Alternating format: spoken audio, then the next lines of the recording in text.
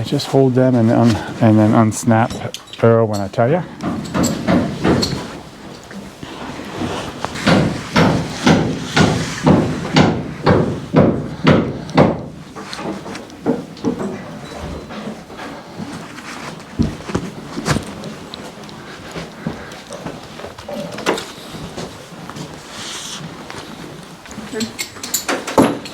I cuffed up.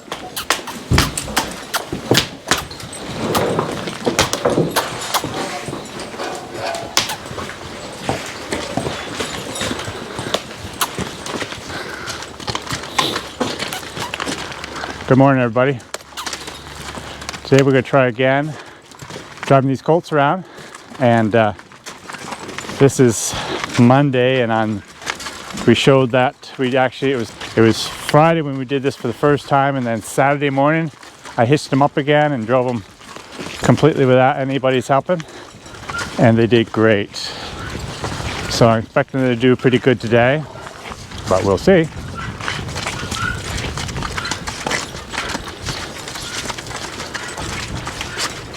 I want to show you, explain a couple other things that I should have explained on Friday, the last time we showed the film, showed them working, but my hands were kind of busy, and my mind was kind of busy that day. I couldn't explain too many things because they really didn't do too good that first time, and now they're doing so much better. But the thing I wanted to explain mostly is, and I'll try to show you a clip from the last video of what happened, but a couple different times Earl kind of shot right ahead of Duke, and so when that happened he was a long ways ahead, like 4 or 5 feet ahead. So this is from the other video, and you just watched Earl dive ahead like he did. Now he does it a second time, and he could have easily pulled that buckle through the ring on the hane. And Ben, if you could go and show those things on their lines. So these things are just pieces of leather that slide on the inside line, and what that does is allows or stops the buckle from being pulled through the ring on the hane. And if that was to happen, you can't pull it back through from where I'm at. You'd have to go up there and physically get it through back through the ring. So what happens when that happens is you tend to have a runaway. And so these little leather pieces stops that from happening. There's other ways to do it. I've seen people use rings. I've seen, there's other ways to do it, but that does work really good. And it's so important. I'm going to swing them around. So important to do something like that to keep that from happening. Careful. Careful. Careful.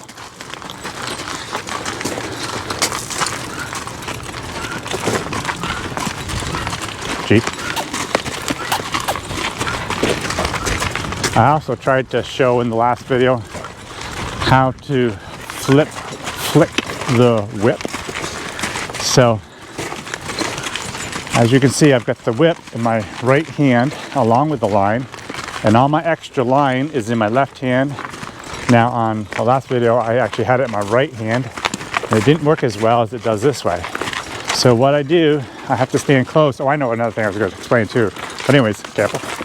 I stand close enough to the horses that I can make this happen. And what I want to do, and I did a poor job on it on my last video, I want to keep my lines tight. What I was doing my last video, my line, and I noticed it just because I watched the video, my line, when I went to hit them with the whip, careful, my line would go very slack like this, and then I would hit the horse. Well, you really won't want to do it that way. What you want to do is keep your lines tight. Careful. Phenomena. They always go in the same spot. And as you can see, I'm making them walk through it. So anyways, what you want to do is keep those lines tight and just give your hand your wrist a little bit of a bend to it, type of thing. So you come down and you're hitting the horse. So I'm going to touch Earl, but I'm going to do it without the line going slack. It's best to have constant pressure on them while you're driving like this. Not necessarily, actually you want as little pressure as possible, but you want to have that pressure on them.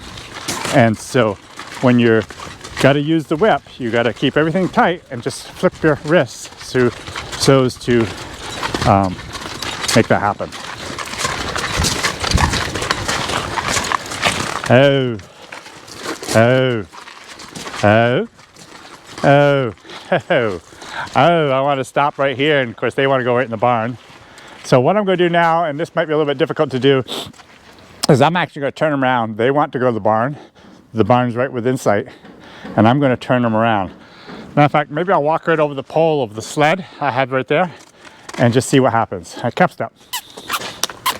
Calf step. Careful. Careful. Oh, oh. Change your plans. Careful step out. Careful step.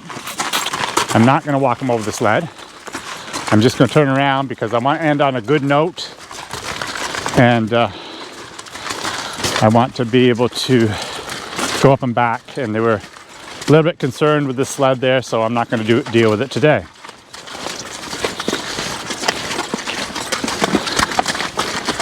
What I want to do is walk out here a little ways so we're off the regular trail that we walk them on, which is the driveway. And it's really good to go different places with your colts so they're used to going different places. So now if I can turn them around and go back to the barn without an issue, then we'll call it quits. If I have an issue, I'm going to turn around and do it all over again. Careful.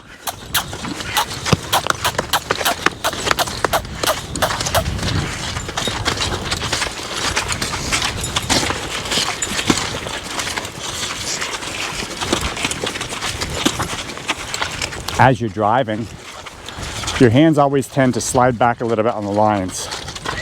And so because of that, I'm out of reach of my horses with my whip. If I try and swing my whip without letting the lines go slack, without letting them go slack, I can't reach them, see that? So I have to walk up the lines to get a closer grip, to get closer to the horses, to be able to do that. See, I like these mud puddles. It teaches these colts to go through mud puddles. All these little things help out a lot. Okay, so we'll head in for today. And it's been a great lesson. So often, people might think, that you need to have a long lesson. But you do not. These short lessons, more of them are very valuable. So now, let's see if we can get them separated. I might have to have Olivia hold them for me, but I'm not going to do it quite yet. She's right close by, so it's just a matter of hollering to her and she'll be right there. She actually harnessed both these guys up for me this morning and did a good job.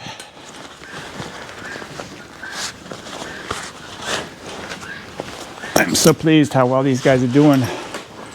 I'm staying like this, that's just wonderful.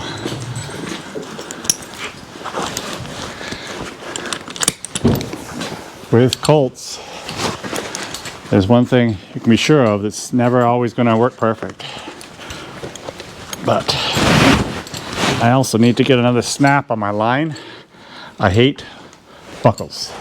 I love my snaps, both on the lines and on the hames.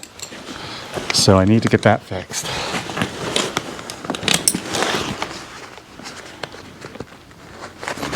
So now Olivia can get them all unharnessed for me and brush them again, and they will be done for the day. So I think if you hold Duke And I will actually take the, okay, I'll have you take the bridle right off her. So unhitch his bridle, and take it right off of him. And I will take Earl's bridle right off. And we'll lead them right to the water tub and see if they want some more water. Come here.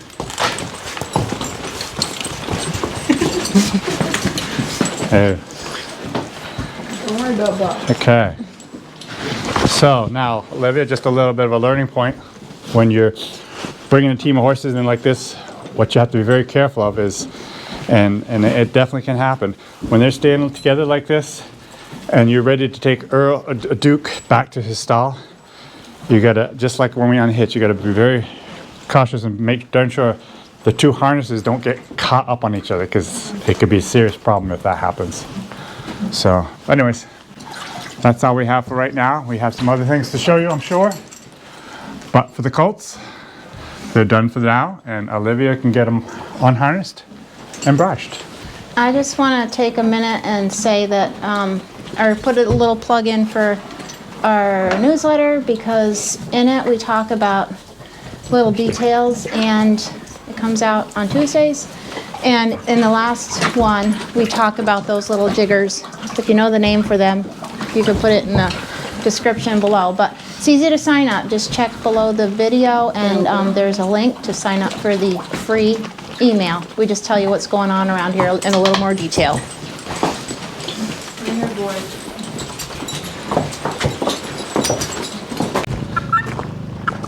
I'm so fortunate to have some really good help here at times, especially with Olivia here of her vacation, and have Andy helping out some once in a while too. So I want to show you a couple of things that they've been doing for me. Olivia is doing something that we should have done a long time ago, but she is in here next to the water supply, and she is washing off my harnesses and doing a great job. This is my newest harnesses that Lady and Bill use. So she's getting them cleaned off, mostly all bio and nylon, and so it cleans off and cleans up nice. So she's getting this done here, which is great.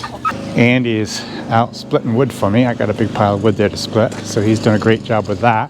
He actually hitched the blocks up for me. I've got to go out through the field and give these guys some exercise, but also I have another purpose for this. I have to drive around and see if I can find some place in my fields that are not too soft so I can spread some manure. We've got a lot of manure to spread. My horse barn area needs to be cleaned up, and where my cows are during this warm weather, I need to take advantage of that and get them cleaned. But I need to be able to spread them on the field too, so I need to find some spots in my fields that are dry enough so I don't make ruts.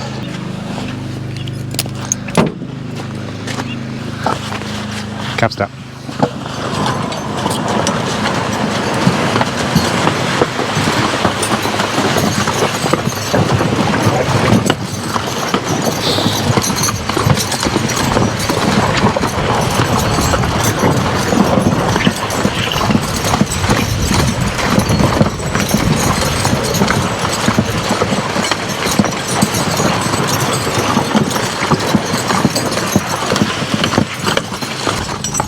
So as we go out through the field here, I know that it actually is wettest farther down.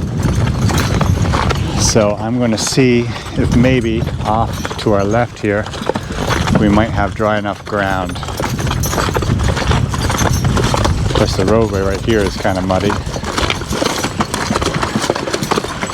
And I may not be able to go anywhere.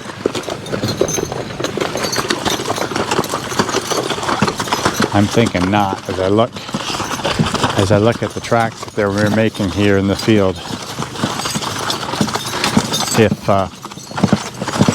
If we were to wait till it freezes, that would be better. As I can see, even now, I'm afraid I'm going to have to wait. But that's a problem I have this time. You know, when these things happen, we get all this snow and then it thaws out and it's just a mess now. And I do not want to make a mess in my fields by making ruts. And you'd think a lot of people would think, well, you got horses, they're not going to make ruts. Well, they don't make ruts per se, but they make hoof prints. Their hooves will sink in the ground. And also the manure spreader is heavy, and so that will sink in the ground and make ruts.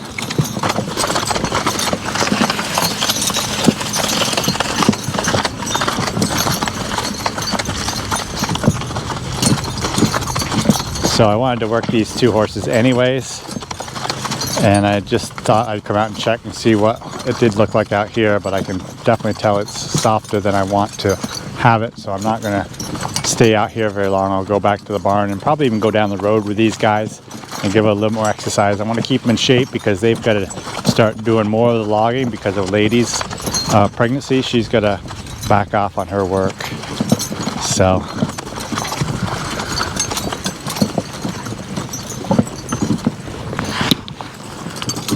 right up here at this end of the field is our highest and driest spots.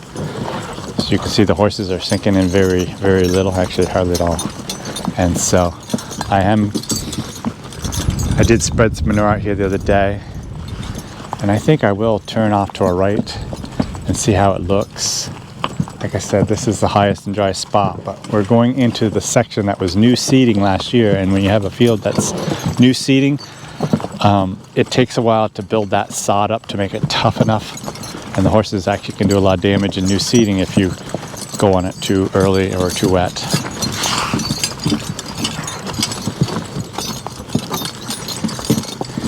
But even if I could just even get a couple loads of manure out of the horse barn, I'd be really happy. Now I take that back. This is not, what am I thinking? This section here is not the new seeding. This is last year's new seeding. It's this further section we're coming on to that's new seeding. So if I was to come up just to where the new seeding starts, well, gee, around here, I bet I could get a few loads of manure spread. Just doesn't take too far down this field though. It gets wet down there, so I have to be very careful and stay on this top part. So now if I feel I can get back to the barn without making ruts, then I think maybe I'll try a load or two and get some manure spread up in this drier parts of the field.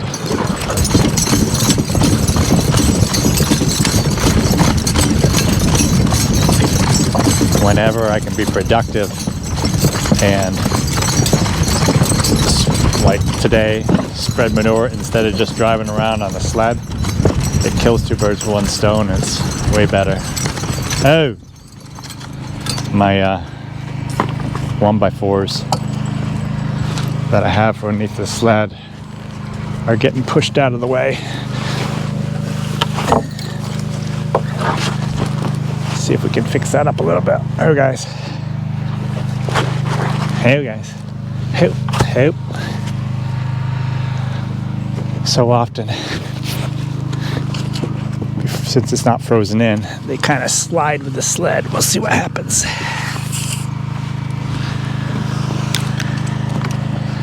That covers up. Oh, perfect. Lately it hasn't been working that way, but it did work that way this time. So now my sled is off the ground. So we'll get these guys over and hitch them onto the spreader and see if we can't spread a couple loads.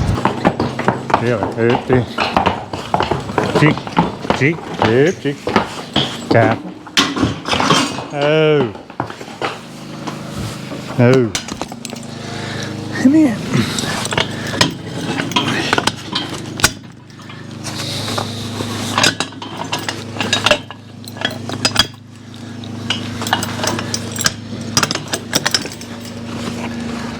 Get it. Get it.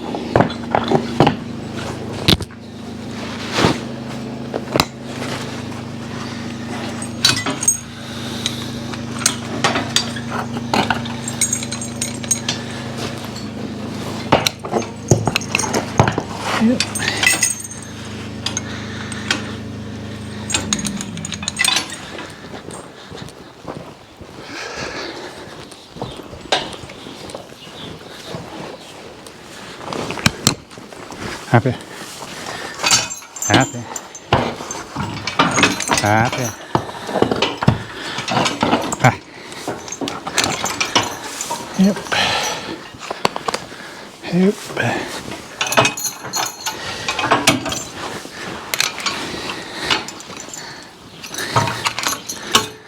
Yep. Happy. Back. Back. Back. Back. Back. Back. Happy. Ha. Ha. Back. Oh. Oh. Back. Back.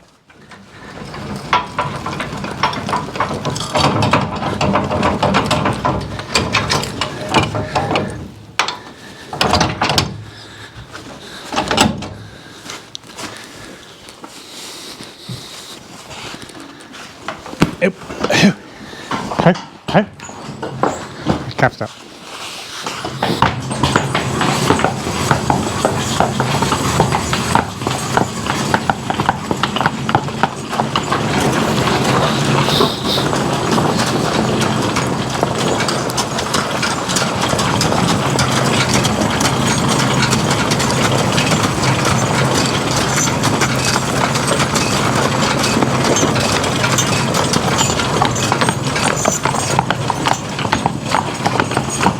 Oh.